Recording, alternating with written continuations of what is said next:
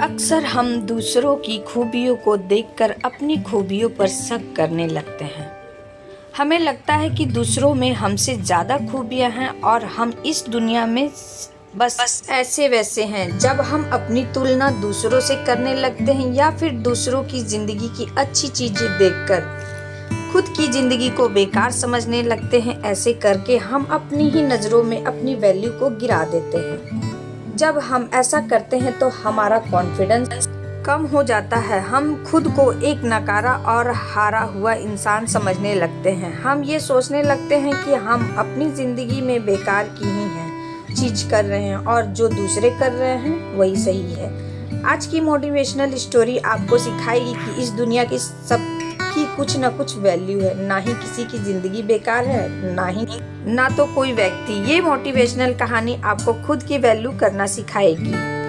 ये कहानी है एक समुराई की जो कि अपने शौर्य, पराक्रम, निष्ठा और अनुशासन और साहस के लिए जाना जाता था। उस समुराई ने बहुत सारे युद्धों में विजय पाई थी। एक दिन उस समुराई की मुलाकात एक सन्यासी से हुई। वे सन्यासी उस समय ध्यान में बैठे थे। जब वे अपने ध्यान से उठे तो समुराई उसके पास गया और बोला, अपनी जवानी में मैंने बहुत सारी लड़ाइयाँ जीती है, बहुत लोगों की मदद भी करी। जब भी मुझसे हो सका मैंने लोगों के लिए कुछ न कुछ अच्छा ही किया है। लेकिन अब जब मेरी उम्र हो चुकी है तो मुझे अपने अंदर बहुत सी कमियां नजर आती हैं। मैं खुद को छोटा समझने लगा हूँ। मैं जब दूसरे लोगों को देखता हूँ तो लगता है कि इनके सामने कुछ भी नहीं।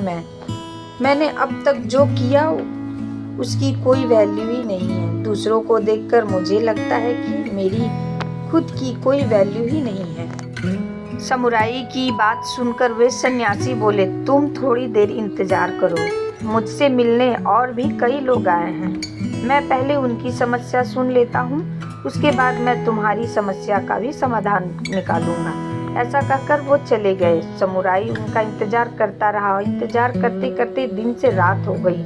धीरे धीरे सब लोग भी चले गए। समुराई सन्यासी के पास गया और बोला, क्या अब आपके पास मेरे लिए समय है? सन्यासी बोले, तुम मेरे साथ चलो, मैं तुम्हें कुछ दिखाता हूँ। रात के अंधेरे में चांद की रोशनी में बाहर का माहौल एकदम शांत था। सब कुछ बड़ा मनमोहक लग रहा था। आसमान की तरफ इशारा करते हुए सन्यासी ने समुराई से कहा, तुम चांद को देख रहे हो? वो कितना खूबसूरत है। वो सारी रात यूं ही अपनी चमक बिखेरता रहता है। लेकिन कल जब सुबह होगी और सूरज निकलेगा तब सूरज की रोशनी इस चांद से ज़्यादा तेज होगी। जिसकी वजह से पेड़ों, पहाड़ों और पूरी प्रकृति को हम साफ साफ देख पाएंगे। मेरा मानना है कि हमें इस चांद की ज़रूरत नहीं है। उसका कोई अस्तित्व ही नहीं, ये बेकार है। सूरज इससे कहीं ज़्यादा बेहतर है। चांद नहीं भी होगा तो हमें ज़्यादा कोई फर्क नहीं पड़ेगा। ऐसा उस सन्यासी ने कहा। सन्यासी की बातें सुनकर समुराई बीच में ही बोल पड़ा, ये आप क्या कह रहे हैं? ऐसा नहीं है, चांद और सूरज बिल्कुल अलग अलग हैं। दोनों की अपनी अपनी वैल्यू है। दोनों की अपनी अपनी अलग अलग वैल्यू है। आप ऐसे तुलना नहीं कर सकते चांद और सूरज की। तो आई होप आपको अपनी वैल्यू अपने जीवन में समझ आ गई होगी। इस कहानी से अपने वैल्यू की सीख मिलती है। तो मिलते हैं अपने नेक्स्ट वीडियो।